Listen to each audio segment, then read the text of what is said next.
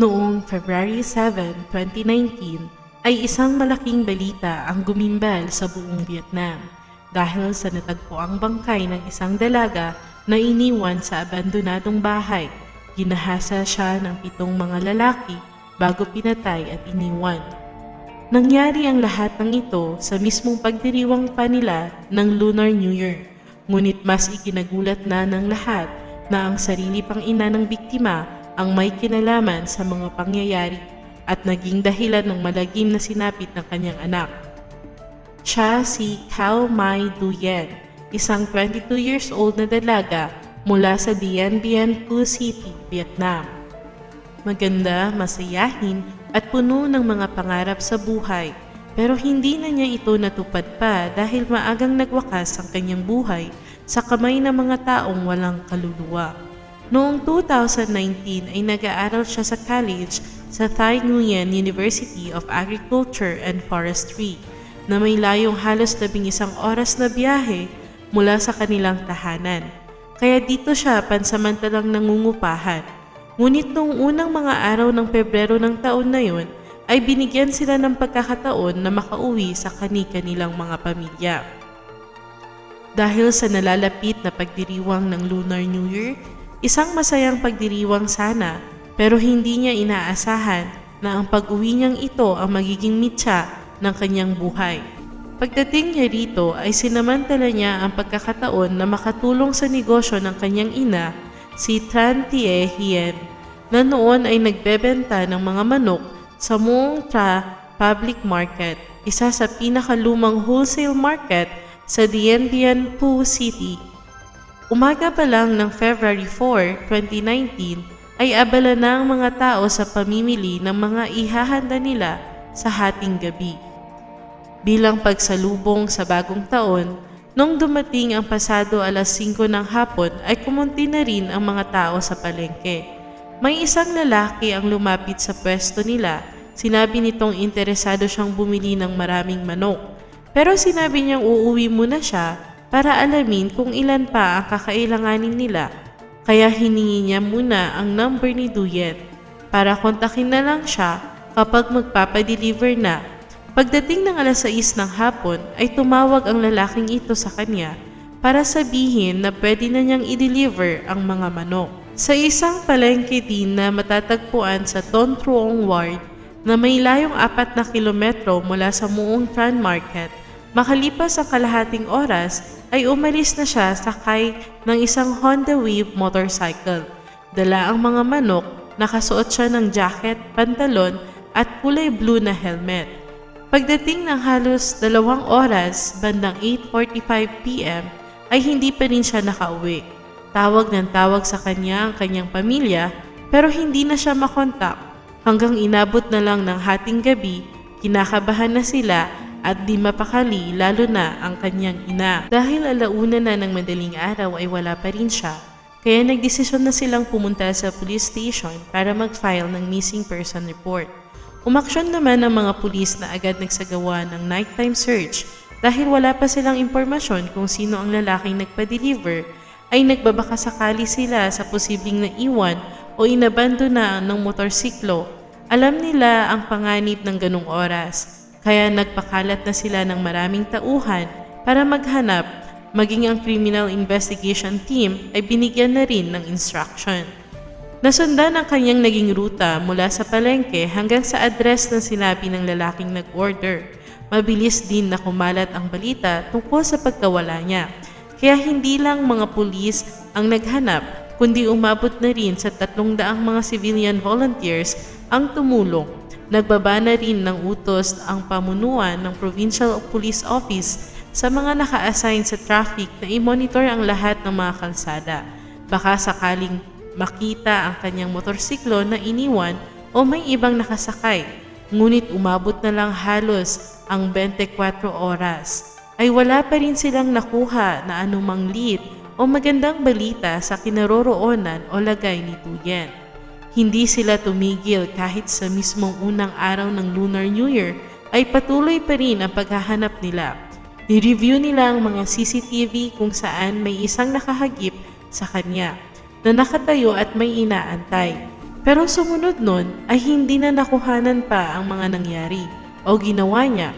Kinabukasan ng February 6, 2019, bandang 9 a.m. ay natagpuan ng ilang residente ang kanyang motorsiklo na iniwan na lang sa isang bakanteng lote. Sa sakop pa rin ng Dien Bien District, may layo itong 14 kilometers mula sa Muong Chan Market kung saan siya galing at 13 kilometers naman mula sa lugar na pinagdeliveran niya. Pagkalipas ng isang araw noong February 7, 2019 ay dumating ang nakakalungkot na balita. Natagpuan na si Duyen pero isa ng malamig na bangkay. Ang kanyang katawan ay nakita sa loob na abandonadong kulungan ng baboy.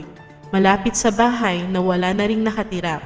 Wala na ang suot niyang pantalon at underwear na lang ang natira sa baba. Pati na ang suot niyang jacket at helmet, malinis ang kanyang katawan at walang palatandaan ng anumang sugat maliban sa marka ng pagsakal sa kanyang leeg. Tagpuan ito ng isang babae na nagngangalang Hui Kim Tu. Sa lugar na to na may layong 20 kilometro mula naman sa lugar kung saan na-recover ang kanyang motorsiklo. Base sa magkahiwalay na lokasyon, ay sinadya itong gawin ng salarin para lituhin ang investigasyon. Agad nakarating sa mga pulis ang balitang ito, kaya itinaas na nila sa isang formal na homicide investigation. Ang kanilang ginagawa, batid nilang isa itong seryoso at malaking kaso, kaya nag-assign ang kanilang hepe na ang aabot ng 150 criminal investigators sa buong probinsya. Ipinarating din nila sa Ministry of Public Security ang kasong ito na agad namang nag-utos ng magpadala ng Technical Crime Unit para mag-assist sa Dien Bien Police matapos ang lahat ng pagsusuri at iba pang forensic procedures sa bangkay ni Duyen ay ibinalik na ito sa kanyang pamilya para mabigyan agad ng maayos na libing. Hindi silang nagdalamhati sa sinapit niyang ito. Lalo nung hinatid na siya sa kanyang huling hantungan, sobrang naiyak ang kanyang ina kung saan pagkatapos ng libing ay nag-livestream pa siya sa social media para manawagan ng hustisya habang nasa lugar siya kung saan natagpuan ang kanyang anak. Ngunit sa likod ng mga luha niyang ito ay nakatago pa lang isang lihim na atin pang aalamin habang umuusad ang investigasyon. Noong February 8, 2019, ay nadiskubre ng task force mula sa Ton Trong Ward Police ang isang kulungan ng manok na iniwan lang sa isang bakanting lote. Malapit sa palengke kung saan sana magdi-deliver si Duyen, sumunod na 2 araw noong February 10, 2019 ay nakakuha naman ng mahalagang CCTV footage ang mga pulis. Mula sa isang tindahan sa isang minutong video, ay makikita ang isang lalaki na sakay ng isang motorsiklo at may dalang mga manok na nasa loob ng 2 kulungan. Hinatid niya ang mga ito sa isang bahay na sa huli ay nalaman na bahay ng kanyang tito. Naging isang malaking lead ang nakuhang ito ng mga pulis, kaya agad silang nagsagawa ng cover sa nasabing bahay hanggang sa nakilala nila ang lalaking nakamotor na may dalang mga manok na walang iba kundi si Vong Van Hung. Natawagin na lang nating Hung. Si Hung ay isang 35 years old na dati nang may history ng drug addiction at nakulong na rin ng 4 na beses. Kababalik na lang din sa lugar na yon nang may 4 na buwan. Matapos niyang mapagsilbihan ang kanyang sistensya sa kasong illegal drug trafficking. Dahil dito ay kaagad siyang ikinulong ng mga pulis at nagsagawa ng search sa bahay ng kanyang tito. Nakakuha rito ng mga mahahalagang ebidensya, kagaya ng ATM card na may pangalan ni Duyen at registration card ng motorsiklo na nakapangalan sa kanyang ama. Ikinatuwa ng mga pulis ang development na ito at una nilang inakala na sarado na ang kaso. Kasunod ng pagkakahuli kay Hung, pero simula pa lang pala ito ng isang malaking conspiracy at mga nakakagulat pang revelasyon. Sa pagtatanong sa kanya ay napansin nila ang mga inconsistencies sa kanyang mga pahayag, kaya nagduda ang mga investigador. Una ay inamin niyang nagkasundo nga silang magkita ni Duyen sa pinag-usapan nilang lugar na pagdadalhan ng mga manok. Noong gabi ng February 4, 2019, sinabi niyang pinagnakawan niya at pinatay si Duyen. Pero nagduda ang mga pulis sa totoo niyang intensyon Dahil kung pagnanakaw at pagpatay lang ang kanyang sadya, bakit kailangan niya pang iwanan sa malayong lugar ang motorsiklo nito at hindi niya rin ibinenta ang mga manok para magkapera siya? Sa resulta ng forensic examination ay lumabas rito na namatay ang biktima sa tinatayang 12 hanggang 24 hours bago ito natagpuan noong umaga ng February 7. Ibig sabihin ay hindi nangyari noong gabi mismo ng February 4 ang pagpatay dahil lalabas na 60 hours na ang nakalipas kung noong gabing yun mismo nangyari. Sa makatuwid, noong gabi ng February 4 hanggang 6 ay buhay pa si Duyen. Naging malaking palaisipan sa mga pulis ang mga nangyari sa pagitan ng mga araw na yon. Kaya nagsagawa pa sila ng mas malalimang investigasyon. Noong February 10 naman ay nag-focus ang mga detective kay Wee Kim Tu o tawagin na lang natin na Kim. Siya ang babaeng unang nakakita sa bangkay ng biktima. Natuklasan nila na ang abandonadong bahay kung saan ito nakita ay pagmamayari ng kanyang sister-in-law at may layo itong 100 meters mula sa kanilang bahay. Kasama ang kanyang asawa na si Wee Van Kong o tawagin na lang natin na Boy. Si Boy ay isang 44 years old at kilala rin sa kanilang lugar bilang drug addict. Noong matagpuan ng bangkay ay nagpahayag pa siya ng kanyang galit at nanawagan ng mabigat na parusa para sa may gawa ng krimen. Nalaman ng mga pulis na nagmamayari siya ng isang truck na may plate number na 27C03475 na ginagamit sa pagkakarga ng mga gamit. Dahil nakaramdam ng pagdududa ang mga pulis sa mag-asawang ito, ay muli silang nagsagawa ng cover operation upang masundan ang mga kilos ni Boy para magkaroon sila ng dahilan na imbestigahan siya. Nakipag-coordinate sila sa traffic police, nagsagawa ng kunwaring inspeksyon ang traffic police at nag-issue ng citation kay Boy. Dinala siya sa istasyon pati na ang kanyang truck. Pero ang tunay nilang layunin ay suriin ang loob ng sasakyan. Hindi nga nasayang ang kanilang effort dahil nung iproseso nila ito ay nakakolekta sila ng mga tuyong bloodstains dito. Sikreto nila itong ipinadala sa laboratory para sa forensic analysis. Tsaka naman pinauwi na rin si Boy habang inaantay ang resulta ng test. Ay patuloy pa rin sinundan ang kanyang mga galaw o pinupuntahan. Napansin nilang madalas may pumupuntang mga kahina-hinalang tao sa kanilang bahay. Ang mga taong ito ay nakilalang sina Pham Van Diem na isang 43 years old, si Lung Van Hong na isang 28 years old, Lung Van La na isang 26 years old, Pham Van Dong na isang 47 years old at Cam Van Chung na isa namang 45 years old. Lahat sila, kagaya ni Boy, ay napag-alamanan ng mga drug addict din. Napag-alaman din na noong February 13 ay magkakasama pa silang gumamit ng droga sa loob ng kanilang bahay. Noong February 17 naman ay dumating na ang inaantay nilang resulta ng test.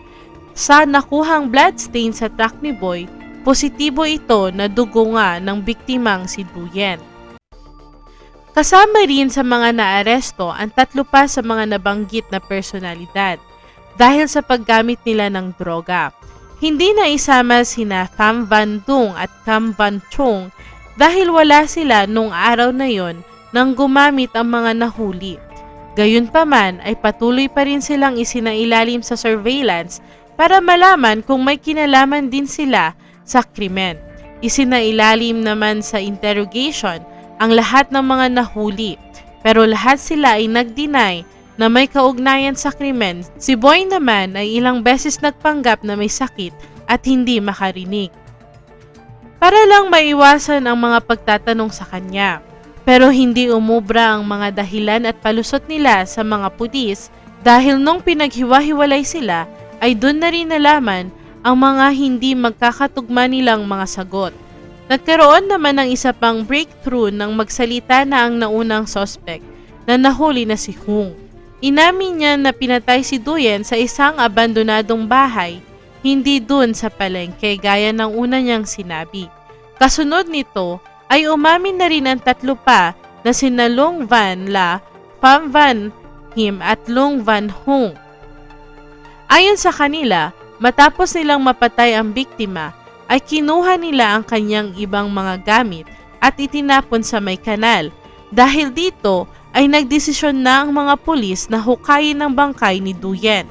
Noong February 17, 2019, umani naman ng mga negatibong reaksyon mula sa komunidad ang desisyon na ito ng mga pulis. Para sa kanila ay hindi ito pagrespeto sa kaluluwa ng namatay, lalo na sa nagluluksang pamilya. Sa kabila ng mga reaksyon na ito, ay nanatiling tahimik lang ang mga pulis. Upang ma-maintain nila ang confidentiality ng investigasyon, ipinaliwanag nila sa pamilya ang dahilan kung bakit kailangang hukayin ang bangkay. Pagkatapos ng pagsusuri ay nakumpirma ng mga pulis na walang sleeping pills, lason o ang pinainom sa kanya. Sa kanilang konklusyon ay nanlaban pa muna siya nung una pero hindi niya nakayanan ng puwersa ng mga humahawak sa kanya. Hanggang sa tuluyan na siyang nanghina kaya walang masyadong nakita na signs of struggle o defense wounds. May palatandaan din na 2 beses siyang sinakal sa leeg.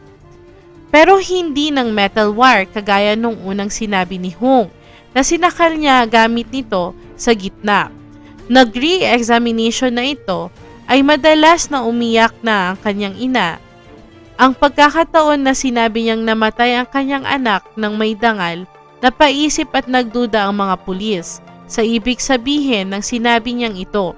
Kaya itinuon nila ang kanilang atensyon sa kanya. Samantala, nung makumpirma na hindi metal wire ang ginamit sa pagsakal, ay muli namang nag-iba ang sinabi ni Hung. Ayon sa kanya, ay nunchaku talaga ang kanyang ginamit. Nasa huli ay na-recover na ng mga pulis na kumpirma mula sa samples na kinuha rito na positibong ito nga ang ginamit niya. Kasunod nito ay tuluyan ng umamin sina Long Van Hung, Long Van La at Pham Van Him na ginahasa ng kanilang grupo ang biktima. Itinuro rin nila sina Pham Van Dong at Cam Van Chong na kasama sa krimen. Nakakagulat pa ang sinabi nila na alam din ni Kim ang buong pangyayari dahil siya pa mismo ang nagpakain at naglinis kay Duyen. Marami ang nagulat at nabahala sa isiniwalat nilang ito. Samantalang si Kim pa mismo ang unang nag-report na nakakita sa bangkay at nagpahayag ng kanyang simpatsya. Dahil sa mga testimonya at mga ebidensya noong March 20, 2019 ay inaresto na rin siya ng mga pulis. Kinabukasan, kasunod na patuloy na surveillance ay inaresto na rin sina Pham Van Dong at Cam Van Thuong. Sa puntong to ay 8 na ang naaresto, lahat na may kaugnayan sa kaso. Pero nanatili pa rin ang katanungan ng mga pulis kung sino ang mastermind sa kanila. Alam nilang ilan sa kanila ay matagal nang magkakasama sa grupo. Samantalang ang ilan naman ay bago lang nila nakasama. Pero bakit sa dinami-dami ng mga babae ay si Duyen ang kanilang tinarget? Gayong wala namang itong kaaway o atraso sa kanila. At isa pa ay bihira lang siyang makauwi sa kanilang lugar dahil sa kanyang pag-aaral. Isang katanungan na nahanapan nila ng nakakabahalang kasagutan na hindi nila inaasahan. Gumamit ang mga pulis ng psychological technique kina Boy at Hung. Una nilang sinabi kay Boy na itinuro na siya ni Hung bilang ringleader nila. Gayon din ay sinabi naman nila sa isa na siya rin ang itinuro na mastermind. Sa makatuwid ay gumawa ng kwento ang mga pulis para magturuan na sila. Naging epektibo ang approach nilang ito dahil sa huli ay nalaman nilang si Hung talaga ang isa sa mga pakana ng lahat. Inamin na rin naman niya na nung una ay pinoprotektahan niya pa ang mga kasamahan niya.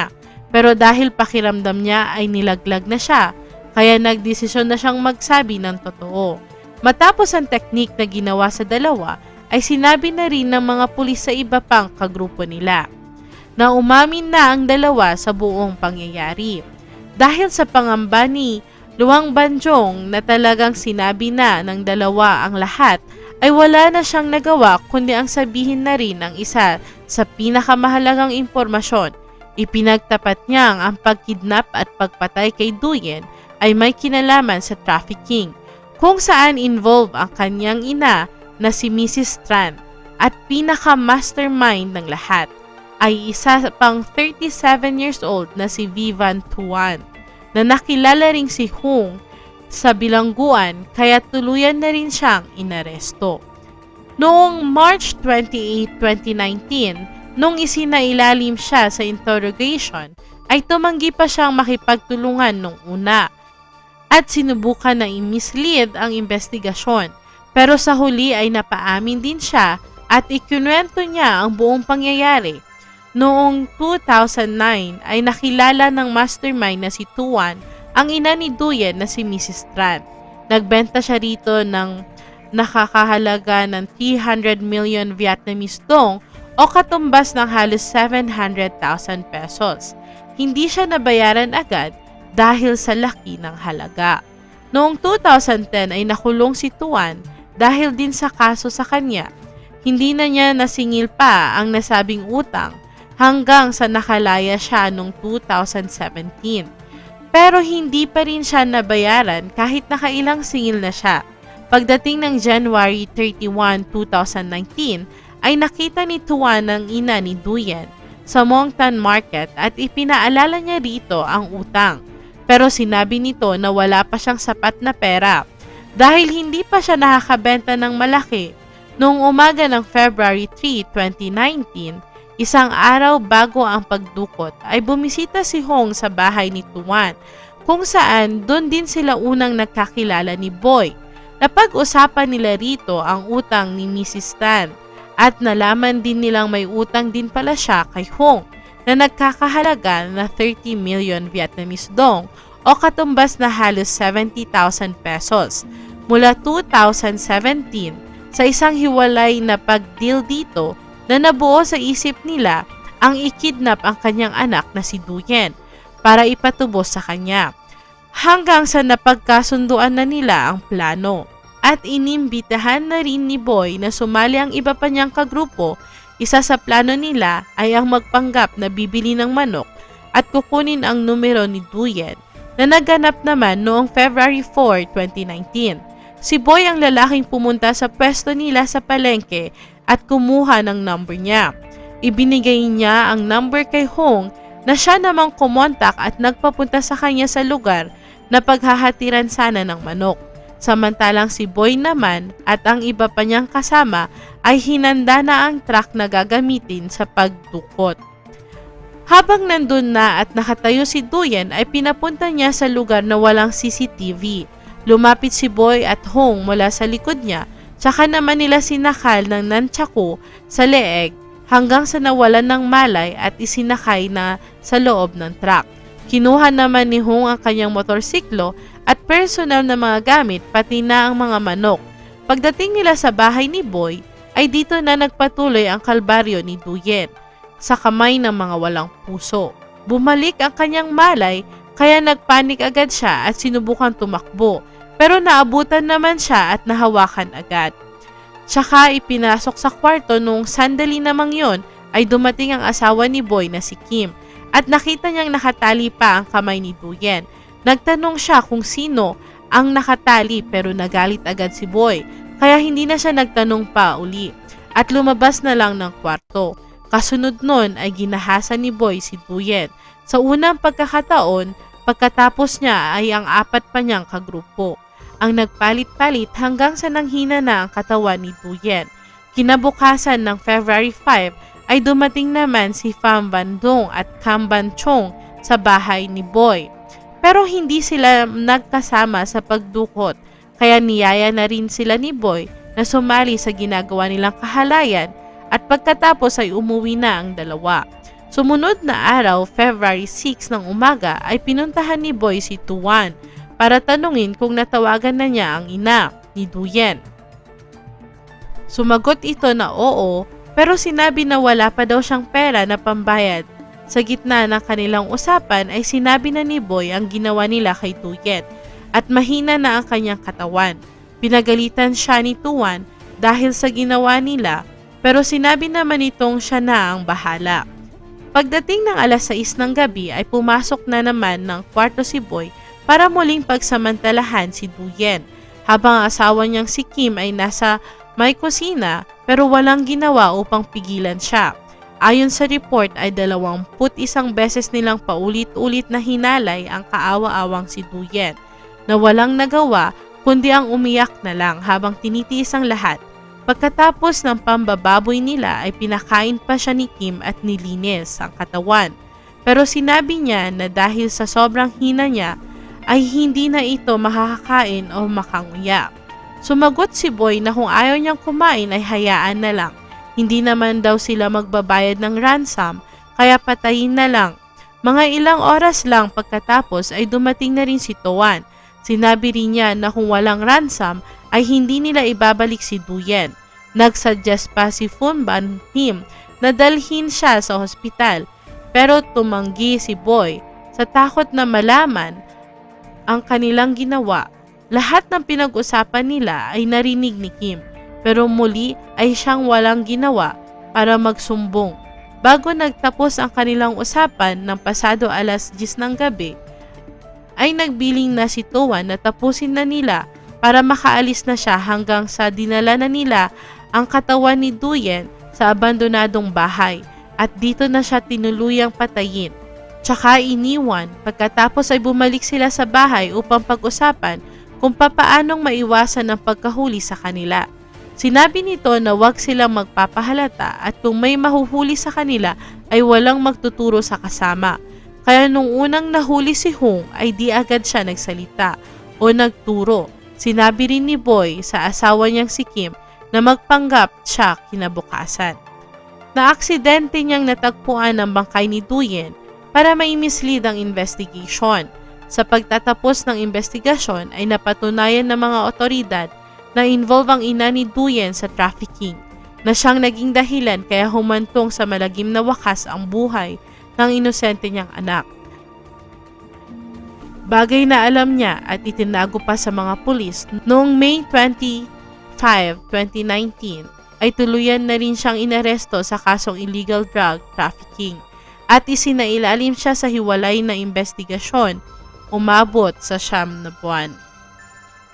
Ang investigasyon sa kaso ni Duyen na nagtapos noong October 9, 2019. Pagkatapos ay isinampa ang kasong murder at robbery sa mga suspect noong December 26, 2019, ay isinapubliko ang unang hearing ng trial. Marami sa mga akusado ang binawi ang kanilang unang pag-amin dahil pinilit daw sila at tinakot. Pero hindi naman ito pinakinggan ng korte dahil walang sapat na batayan ang kanilang sinabi. Kaya noong December 29, 2019 ay ibinaba na ang hatol sa kanilang lahat. 6 ang hinatulan ng parusang kamatayan kasama na si Tuan na nagsilbing mastermind at nagplano ng lahat. Kahit hindi siya sumali sa panggagahasa at pagpatay ay malaki ang kanyang pananagutan, lalo na't siya rin ang nagsuggest na tapusin na ang buhay ni Duyen. Nung nanghihina na ito, hindi lang niya hinayaan ang mga kasama, kundi pinanood niya pa ang mismong pagpatay at pagdispose ng bangkay. Ang hindi na nahatulan ng death penalty na si Fan Bandong ay binigyan ng parusang 15 taon na pagkakulong. Dahil sa partisipasyon niya sa paggagahasa ng isang beses, samantalang si Cam Van Chong naman ay binigyan ng 9 na taon na pagkakakulong dahil sa kaparehong kaso din ng isang beses na dahil hindi sila kasama noong araw na patayin na si Duyen. Si Kim naman ay hinatulan na makulong ng 3 taon dahil sa bigo niyang pag-report ng krimen. Lahat sila ay inutusan ng korte na magbayad ng halagang 200 million Vietnamese dong o katumbas ng halos 465,000 pesos sa pamilya ng biktima. 1 buwan bago simulan ang trial sa mga nabanggit na akusado ay nauna nang isinalang sa trial ng ina ni Duyen na si Mrs. Tran kasama ang 4 pa sa mga akusado dahil sa hiwalay na kaso ng peking possession at distribution. Nung matapos ang trial ay napatunayan na guilty siya at nahatulan na makulong ng 25 years. Sa kabila ng kanyang patuloy na depensa na inosente siya at hindi niya kilala ang mga pumatay sa kanyang anak, bagamat natapos na ang kasong ito, ay umani pa rin ng samot-saring reaksyon. Mula sa social media, marami ang naniwala na kung hindi dahil sa ina ni Thuyen ay hindi mangyayari ang lahat. Lumabas ang mga ekspekulasyon na dahil sa pagtanggi niyang magbigay ng pera sa pinagkakautangan niya, kaya nadamay ang kanyang anak at humantong sa malagim na kamatayan. Bagay naman na hindi niya talaga inamin hanggang sa huli. Ang mga kasong ating sinisiyasat ay paaalala na ang dilim ay laging nasa paligid. Naghihintay lamang ng susunod na biktima o susunod na kwento. Mag-like at subscribe para sa susunod na mga kabanata.